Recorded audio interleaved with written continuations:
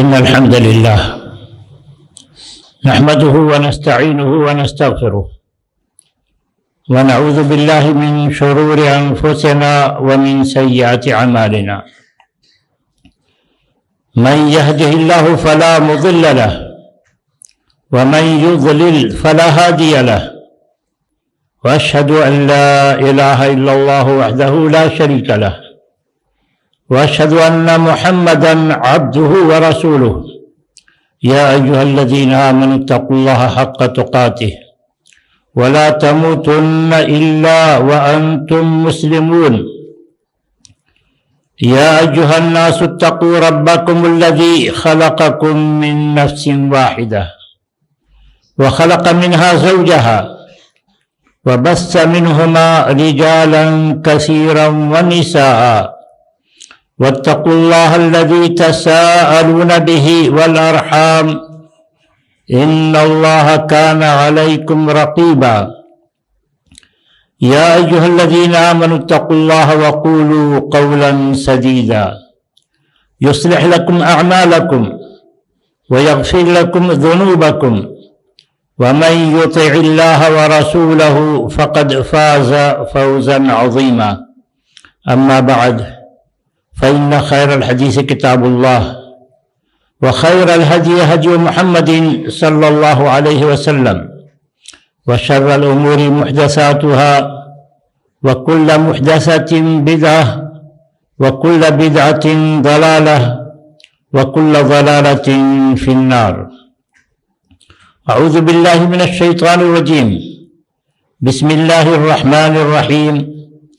شهر رمضان الذي أنزل فيه القرآن هدى للناس وبينات من الهدى والفرقان فمن شهد منكم الشهر فليصمه ومن كان مريضا أو على سفر فعدة من أيام أخر يريد الله بكم اليسر ولا يريد بكم العسر ولتكملوا العدة وَلِتُكَبِّرُوا اللَّهَ عَلَى مَا هَدَاكُمْ وَلَعَلَّكُمْ تَشْكُرُونَ.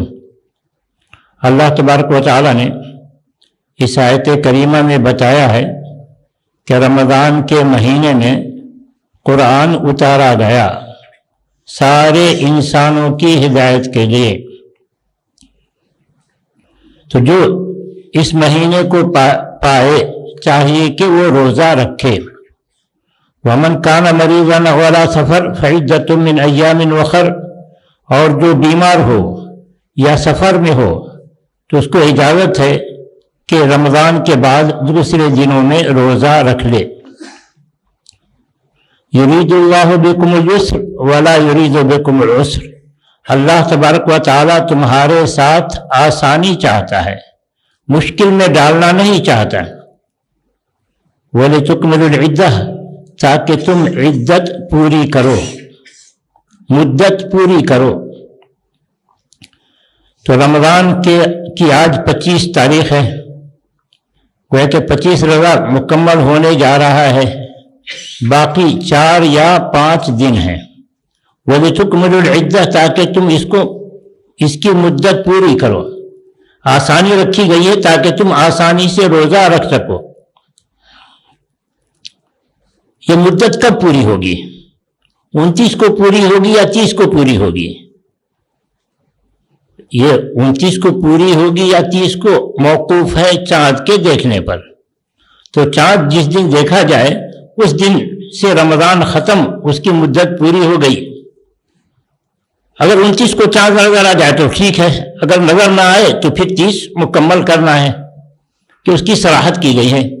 فَإِنْ غُمَّ عَلَيْكُمْ فَاقْدُرُوا لَهُ، اور ایک روایت میں فَاكْمِلُوا عِدَّةَ شعبان 30، اور اس طریقے سے فَاكْمِلُوا الْعِدَّةَ کرو گے کہ اگر 29 کو چاند نظر نہ آئے تو پھر 30 مکمل کرو.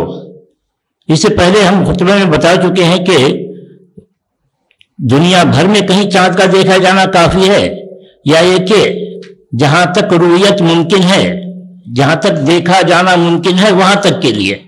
تو جہاں تک دیکھا جانا ممکن ہے وہاں تک کے لیے. اب اس دفعہ جو میں دیکھ رہا تھا تو دول عربیہ میں پیر سے روزہ ہے، ہم لوگوں سے ایک دن پہلے سے وہ روزہ ہے، اور جو فلکیات کے ماہرین ہیں وہ بتا رہے ہیں کہ پیر کو چاند نظر آنا ممکن نہیں ہے، کہ منگل کو ہی چاند نظر آئے گا، وہ بھی وہاں، یہاں والوں کے لیے ممکن ہے نظر آئے اور ممکن ہے نظر نہ آئے، تو خود وہ تردد کا اظہار کر رہے ہیں کہ یہاں والوں کے لیے ممکن ہے نظر آئے یا ممکن ہے نظر نہ آئے، تو بہتریت پر موقف ہے، اگر یہاں چاند نظر آ گیا تو ٹھیک ہے، کبھی ایسا ہوا بھی ہے کہ وہاں کا 30 اور یہاں کا 29 ہو کر کے عید ایک ہی دن ہوئی ہے، اور اگر نظر نہیں آئے تو ہم حسب سابق 30 کا روزہ مکمل کریں گے اور پھر چہارشنبے کے بجائے جمعرات کو ہوگا، اور آ گیا تو بہت خوشی کی بات ہے۔ تو بولے تکملوا العدہ کہا گیا کہ تم عدت پوری کرو، اور عدت مہینے کی تعین رسول اکرم صلی اللہ علیہ وسلم نے کہا الشہر ہاکذا وہاکذا، مہینہ کبھی 29 کا ہوتا ہے اور کبھی 30 کا ہوتا ہے، چاند نظر نہ آئے، بادل ہو، فَإِنْ غُمَّ عَلَيْكُمْ بادل ہو تو پھر 30 کے مکمل کرو، تو بہرحال 30 کے اگر 29 کو آ گیا تو ٹھیک ہے، ورنہ 30 کا مکمل کرنا ہے۔ یہ جو مکمل ہونے کے بعد اب کیا کارروائی ہوگی، عید ہم کیسے منائیں، یہ اصل ہمارا موضوع ہے۔ عید ہم کیسے منائیں، اس عید میں سارے مسلمانوں کا خیال رکھا گیا ہے، مالدار ہوں یا غریب، مرد ہوں یا خواتین، سب کا خیال کیا گیا ہے۔ غریبوں کے لیے کہ عید کے دن ان کو کوئی پریشانی نہ ہو کھانے پینے کی، وہ بھی عید کی خوشی میں سارے لوگوں کے ساتھ شریک ہوں، حکم دیا گیا ہے کہ صدقۃ الفطر نکالو۔ صدقۃ الفطر فرض رسول اللہ صلی اللہ علیہ وسلم زکاة الفطر صاع من تمر وصاع من شعیر، کہ رسول اکرم صلی اللہ علیہ وسلم نے متعین کیا کہ زکاة الفطر 1 سا کھجور یا 1 سا جو نکالا جائے۔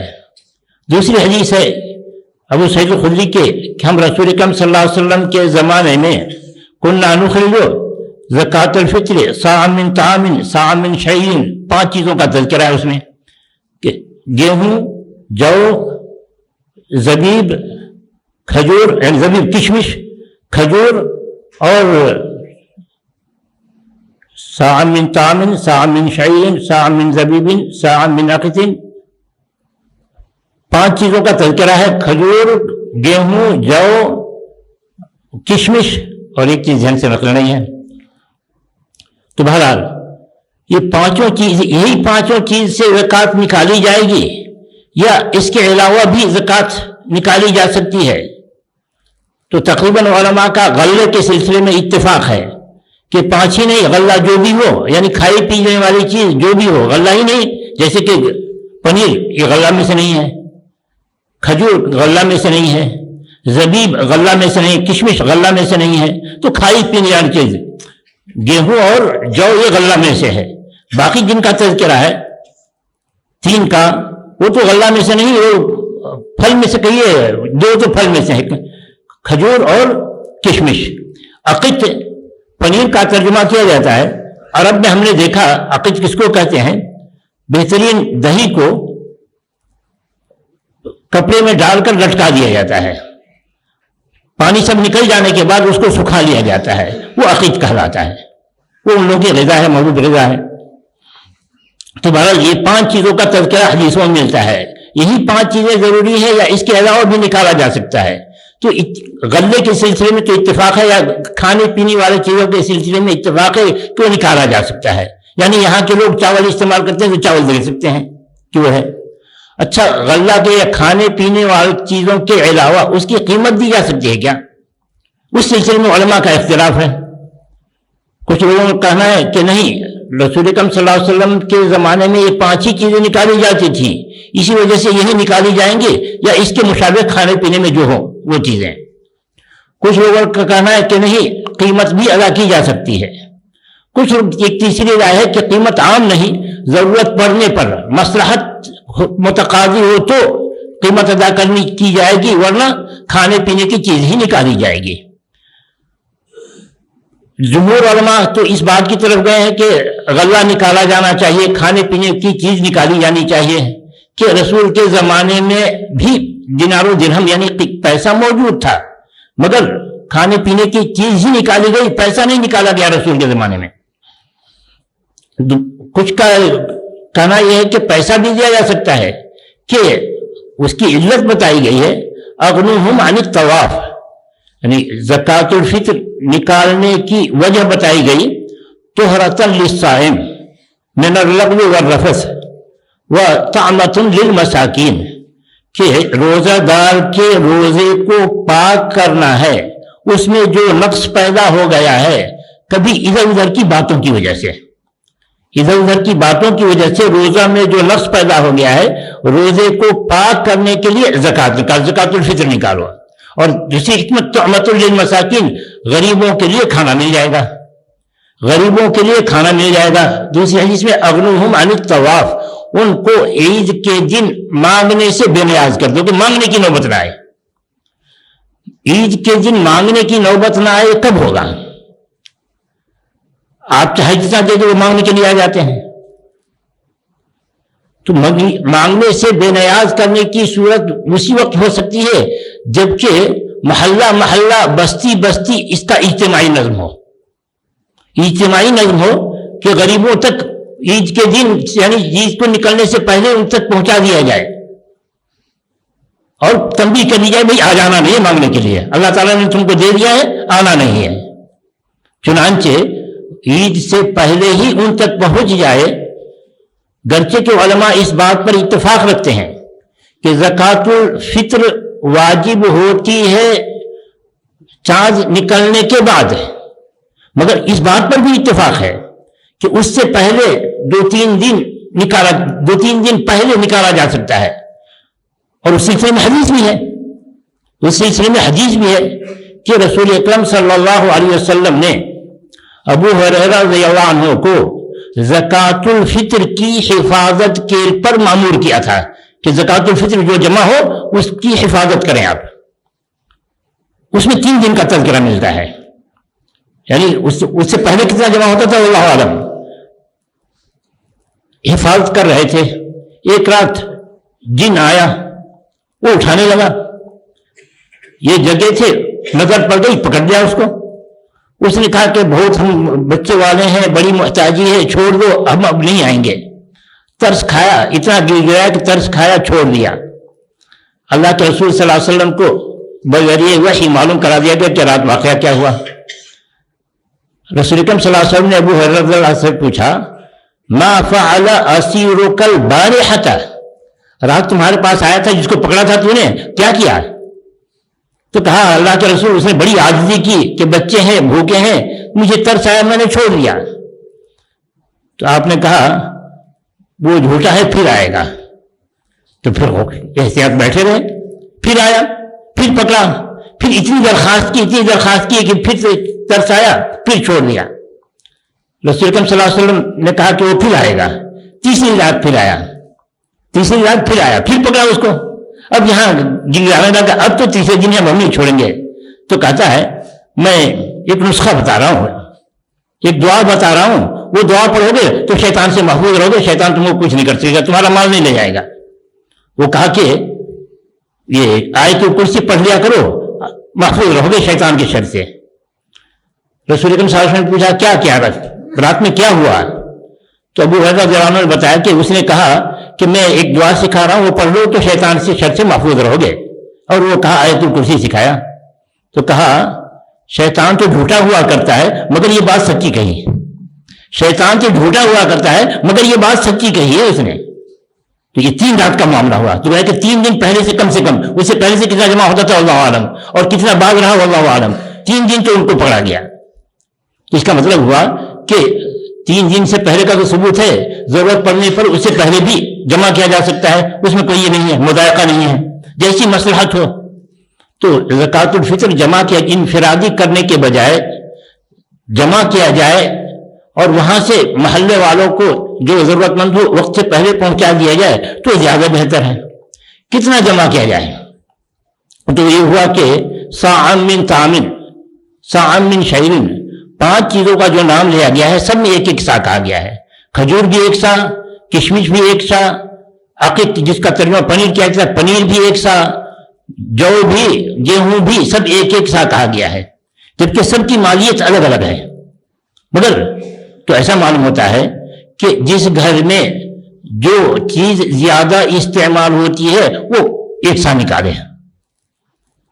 ये देखने में आता है कि मसलन हम तो खाते हैं चावल, अच्छा बासमती खाने का, आमतौर से हम बासमती खाते हैं या फला चावल खाते हैं, कोई अच्छे किस्म की का चावल खाते हैं, मगर जब ज़कातुल फितर की बात आती है तो सबसे घटिया चावल निकाल के देते हैं। वही हाल गेहूं का भी है, खाते हैं तो शरबती गेहूं खाते हैं, और जब ज़कातुल फितर निकालने की बात हो तो गेहूं कोपल का गेहूं लेकर के देने की कोशिश करते हैं। तो भाई आप किसको दे रहे हैं? आप असलन उस गरीब को नहीं दे रहे हैं, असलन तो अल्लाह के लिए निकाल रहे हैं, और अल्लाह आपके दिल की हालत को जानता है। तो इसलिए लोगों को इस सिलसिले में मुहतात हो जाना चाहिए कि हम जो खाते हैं वो निकालें।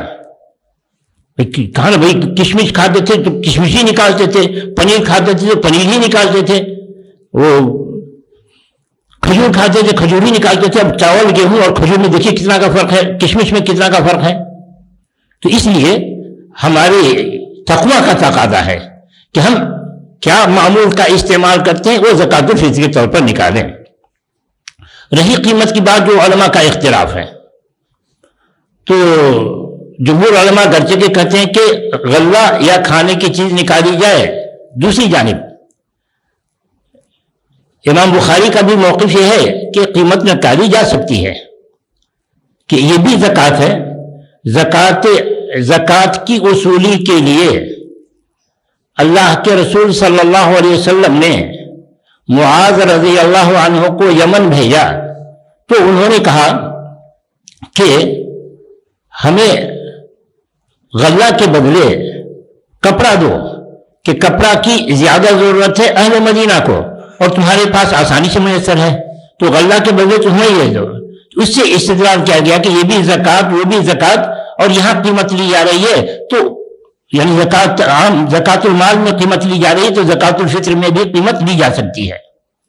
और इमाम बुखारी ने इससे भी इस्तिदलाल किया कि जानवरों में जो ज़कात वाजिब है, असल तो यह है कि उसी किस्म का जानवर ज़कात के तौर पर अदा किया जाए, मगर कहा कि अगर जिस उम्र का जानवर ज़कात में वाजिब है, अगर वो उस उम्र का ना हो, उसे कमो बेश हो, तो कहा गया कि अगर ज्यादा कीमती माल है तो जो ज़कात लेने वाला है उससे कहा गया कि तुम 20 दिरहम उसको बढ़कर दो।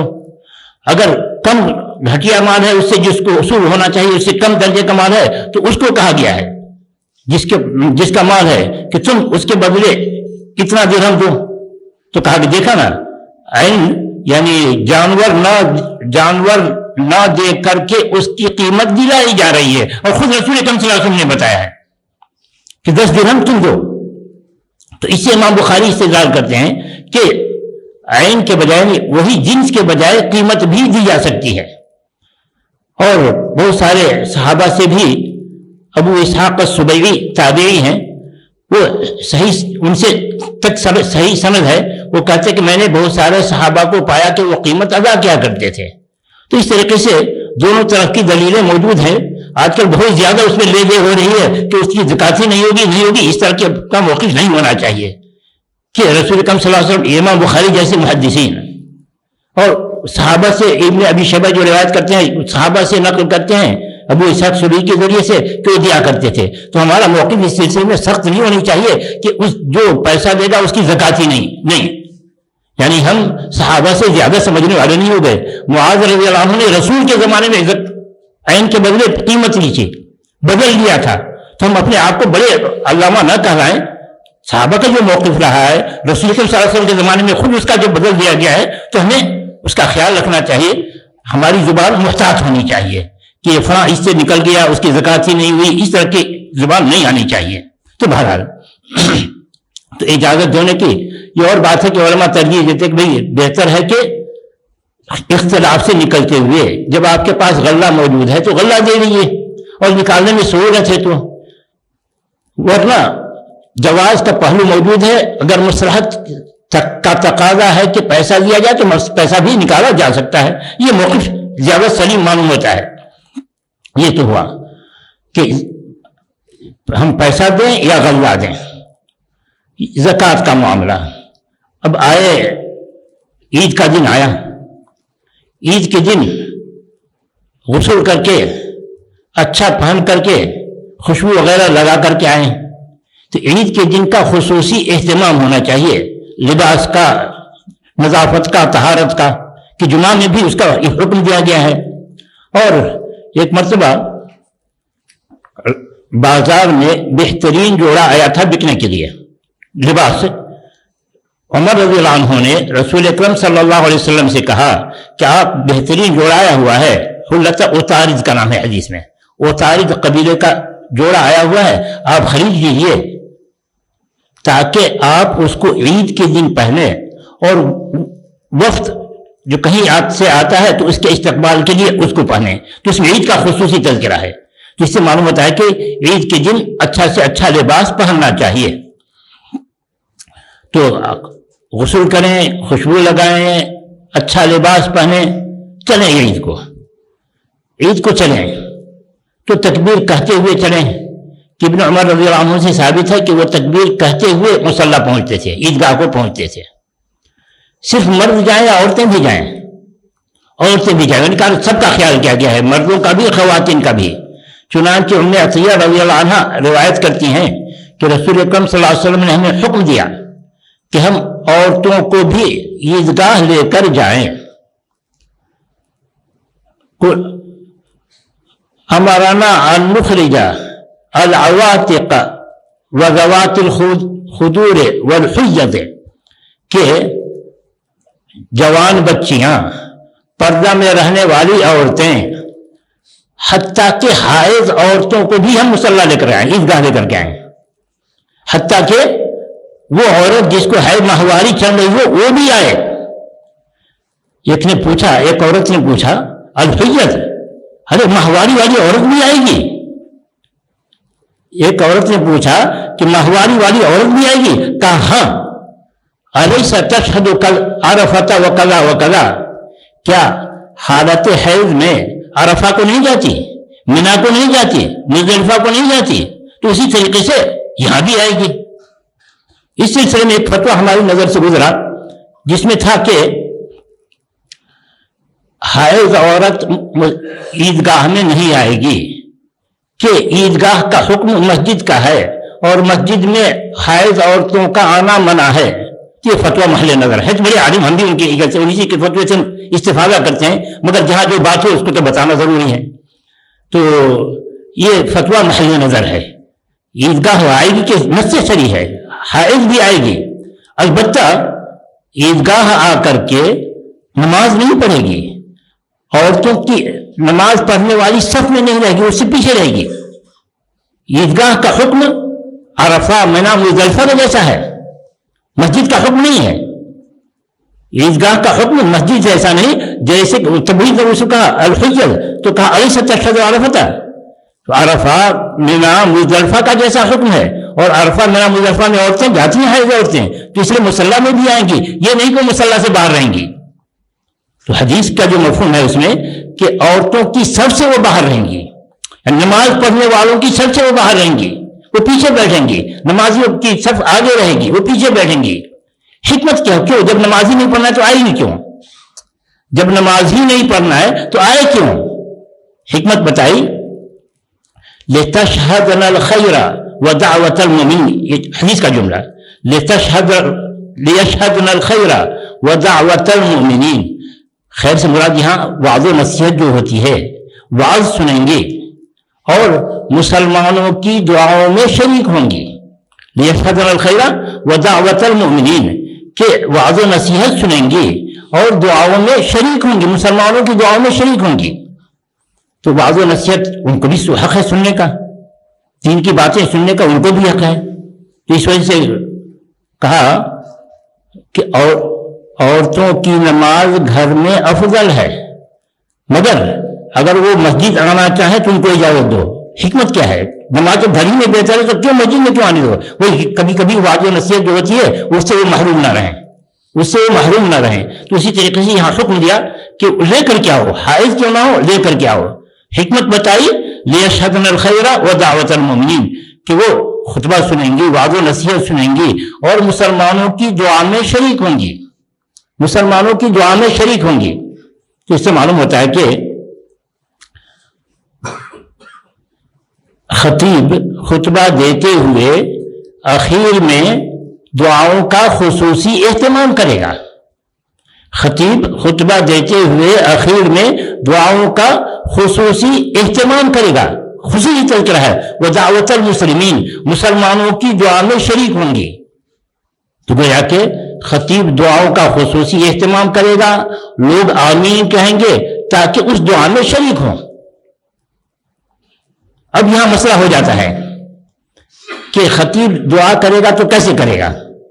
اگر ہاتھ اٹھا کر دعا کرے گا، منبر پر بیٹھ کر دعا کرے گا، یا کھڑے کھڑے دعا کرے گا؟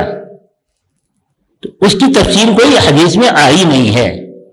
تو ہم جس نتیجے پر پہنچتے ہیں وہ یہ ہے کہ جیسے کہ امام یعنی جمعہ کا خطیب آخر خطبہ کے اخیر میں دعا کرتا ہے تو اسی انداز کا دعا کرے گا، اس میں مزید اضافہ نہ کرے. کہ اگر ہاتھ اٹھانا ثابت ہوتا تو نقل کیا جاتا، مگر نقل نہیں کیا گیا ہے.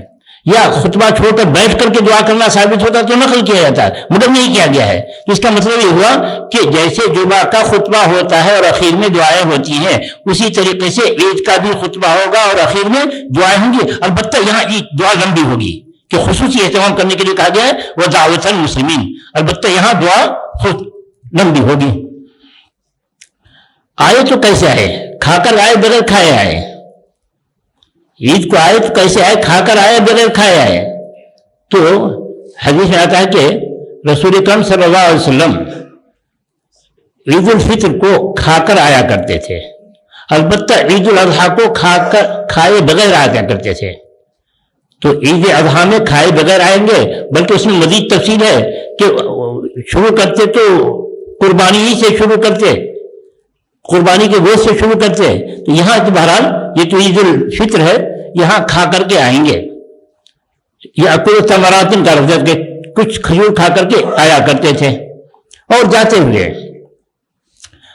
ہوئے راستہ بدل کر جاتے تھے. اس کی حکمت مختلف لوگوں نے بتائی ہے، مرفوع تو نہیں ہے، لوگوں نے مختلف حکمتیں بتائی ہیں کہ جس راستے سے گزریں گے وہ راستہ گواہی دے گا اس کے یہ شخص عید میں حاضر ہوا. فرشتے جو مختلف پھیلے ہوئے ہیں فرشتے مختلف جگہوں کی گواہی دیں گے. کچھ لوگوں نے کہا مسلمانوں کی شان و شوکت کا اظہار ہوتا ہے. تو مختلف حکمتیں بتائی گئی ہیں. تو نماز شروع ہوئی. آئیں گے تو تکبیر کہتے ہوئے آئیں گے، جیسا کہ ابن عمر رضی اللہ عنہ سے وارد ہے کہ وہ تکبیر کہتے ہوئے آتے اور مصلی پر بھی تکبیر کہتے رہتے یہاں تک کہ امام آ کر منبر پر بیٹھ جاتے. تو اس کے بعد تکبیر منقطع ہوتی. اب تو خطبہ شروع ہو رہا ہے. تو گویا کہ آپ گھر سے نکلیں گے تو تکبیر کہتے ہوئے نکلیں گے یہاں تک کہ عیدگاہ پہنچے. ابھی نماز شروع ہونے کا وقت باقی ہے تو تکبیر جاری رہے گی. تو تکبیر جاری رہے گی. نماز ہوگی تو 7 تکبیر پہلی رکعت میں 7 تکبیر زائد شروع ہی میں، دوسری رکعت میں 5 تکبیر زائد ہے. تو اس طریقے سے نماز ادا کی جائے گی. اور حدیثوں سے معلوم ہوتا ہے کہ سورہ قاف اور سورہ قمر کا تذکرہ مل رہا ہے. یہ یا نہیں تو جو معمول کا ہے سورۃ الاعلیٰ اور سورۃ الغاشیہ یہ چاروں ثابت ہیں. تو اس طریقے سے نماز پڑھی جائے گی. 2 رکعت نماز پڑھی جائے گی. اچھا جس کا خطبہ چھوٹ جائے، آیا دیر سے آیا تو نماز پڑھے گا یا نہیں پڑھے گا؟ اس سلسلے میں علماء کی متعدد رائے ہیں. امام بخاری کا موقف یہ ہے کہ وہ بھی 2 رکعت پڑھے گا، یعنی کچھ لوگ کی رائے کہ 4 پڑھے گا. جو 4 کے قائل ہیں ان کا کہنا یہ ہے کہ جیسے جمعہ چھوٹ جائے تو 4 رکعت پڑھتے ہیں ویسے ہی چھوٹ جائے تو 4 رکعت پڑھیں گے. مگر امام بخاری کا موقف ہے کہ نہیں 2 رکعت. جمعہ کی مانند کیوں نہیں؟ کہا اس لیے نہیں کہ جمعہ تو ظہر کا بدل ہے. اور ظہر 4 رکعت ہے تو جمعہ چھوٹ گئی تو ظہر پڑھے گا وہ 4 رکعت. عید کی نماز کسی کا بدل نہیں ہے, عید کی نماز کسی کا بدل نہیں ہے, اس لیے چھوٹ جانے پر 2 ہی رکعت ہے. رہا چھوٹ جانے پر پڑھے تو کیوں پڑھے, وہ تو جماعت کے ساتھ پڑھنا تھا, نہیں دیر سے آئے تو جاؤ, نہیں, امام بخاری کا موقع ہے وہ پڑھے گا. استدلال کہتے ہیں ان لکل قوم عیدا وہذا عیدنا, اور وہذا عیدنا اہل الاسلام, 2 طرح کی روایت ہیں کہ یہ اہل اسلام کی عید ہے اور اہل اسلام میں سارے مسلمان آ گئے, خواہ جس کو جماعت ملے یا جماعت نہ ملے سب کو پڑھنا ہے. تو جماعت مل گئی تو ٹھیک ہے, جماعت چھوٹ گئی ہے تو بھی پڑھو کہ ہذا عیدنا اہل اسلام, وہ بھی عید میں شریک ہو رہا ہے تو اس کو بھی 2 رکعت پڑھنی ہے. اس موقع سے کچھ خوشی کا اظہار, عید کا معنی جو خوشی منانا, خوشی کا اظہار کیسے ہو, تو اچھے کپڑے سے آپ نے کیا, اچھے کھانے سے کیا, کچھ تفریحات بھی ہونی چاہیے. عید ہے, کچھ تفریحات بھی ہونی چاہیے, چادری بھی تفریحات بھی ہونی چاہیے. عید کے دن رسول اکرم صلی اللہ علیہ وسلم کے گھر ابو بکر صدیق رضی اللہ عنہ آئے تو دیکھا 2 بچیاں ہیں, دف بجا رہی ہیں اور اشعار پڑھ رہی ہیں جنگ بعاث سے متعلق. جنگ بعاث رسول اکرم صلی اللہ علیہ وسلم کی بعثت سے پہلے, یعنی جاہلیت کی جنگ کہا جا رہا ہے, وہ 120 سال چلی تھی اور وہ ختم ہوا تھا. تو اس میں جو بہت سارے اشعار کہے گئے تھے وہ اشعار پڑھ رہی تھی بچیاں. ابو بکر صدیق آئے تو کہا مزمارۃ الشیطان فی بیت رسول اللہ, کیا شیطان کا آلہ, یہ جو دف بجایا جا رہا ہے شیطان کا آلہ اللہ کے رسول کے گھر میں, ڈنڈا زور سے. تو رسول اکرم صلی اللہ علیہ وسلم نے کہا دعہم, چھوڑ دیجئے, ان لکل قوم عیدا وہذا عیدنا, یہ ہے وہاں کا جملہ, چھوڑ دیجئے, ہر قوم میں عید ہوا کرتی ہے, خوشی کے دن ہوا کرتے ہیں اور یہ ہماری خوشی کا دن ہے, اس کو چھوڑ دیجئے. تو کیا دف پر اور دوسرے موسیقی سب کو لے لیا جائے, یا یہ کہ کھیل کود کے آلے میں سے اصلاً تو منع ہے, جس کی اجازت دی گئی ہے اسی حد تک رہے گا. تو دف کی اجازت دی گئی ہے عید کے موقع سے ہو گیا, نکاح کے موقع سے ہوتا ہے, دف کی اجازت دی گئی ہے تو اسی حد تک رکھا جائے گا, اس کو بڑھا کر نہیں پیش کیا جائے کہ ہر طرح کا گانا بجانا درست نہیں. تو گانا اشعار جو مہذب ہوں وہ, اور یہ اس پر قیاس کیا جائے کہ یہ خوشی کے ان لکل قوم عیدا وہذا عیدنا, ہر قوم کی خوشی کا دن ہوتا ہے اور یہ ہماری خوشی کا دن ہے, تو اس کھیلنے دو, گانے دو. اس سے کہا جاتا ہے کہ بھئی اس دن کچھ بڑھ کر کی تفریح ہونی چاہیے. تو ایسے موقع سے ہے بھی رواج, لوگ تفریح کو نکلتے ہیں, تو تفریح کا نکلنا اسراف نہیں کہا جائے گا, ہمارا یہ کہنا ہے. تفریح کے لیے نکلنا عورتوں بچوں کو لے کر کے یہ اسراف نہیں کہا جائے گا. اسی موقع سے کچھ اہل حبشہ مسجد نبوی کے اندر ہی وہ جنگ کی مشق کے لیے جنگی حرکتیں کیا کرتے تھے, جنگی آلے تھے, اس سے کھیل کود کر رہے تھے. عائشہ رضی اللہ عنہ نے یا تو تب خود کرے متردد ہیں, یا تو میں نے مطالبہ کیا, یا رسول اکرم صلی اللہ علیہ وسلم نے خود کہا کیا تم دیکھنا چاہتی ہو, کہا. تو عائشہ رضی اللہ عنہ آپ کے پیچھے کھڑی ہو گئی, آپ کے کندھے پر سر رکھ کر کے ان کا کھیل دیکھ رہی تھی, جب تک بیزار نہیں ہوگی کھیل دیکھتی رہی, جب بیزار ہوئی تو کہا چھوڑ دیا گیا. تو اس سے استدلال کیا گیا کہ دکھایا جاتا ہے, تفریح کرائی جاتی ہے, تفریح کے لیے ہے, تفریح کرائی جا سکتی ہے. تو اس طریقے سے عید ہے, خوشی کے دن ہے, عام دنوں سے ہٹ کر کچھ خوشیاں منائی جا سکتی ہے, کھانے لباس میں, کھانے پینے میں, تفریحات میں.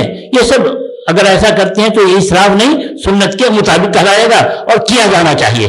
اللہ تعالیٰ سے دعا ہے کہ اللہ تبارک و تعالیٰ ہم تمام لوگوں کو عید اللہ کے رسول صلی اللہ علیہ وسلم کی سنت کے مطابق منانے کی توفیق عطا فرمائے. اللہ تعالیٰ ہمیں ہر اس کام کی توفیق عطا فرمائے جس سے اللہ راضی ہو اور ہمیں جنت نصیب ہو. آمین. واخر دعوانا الحمد للہ رب العالمین.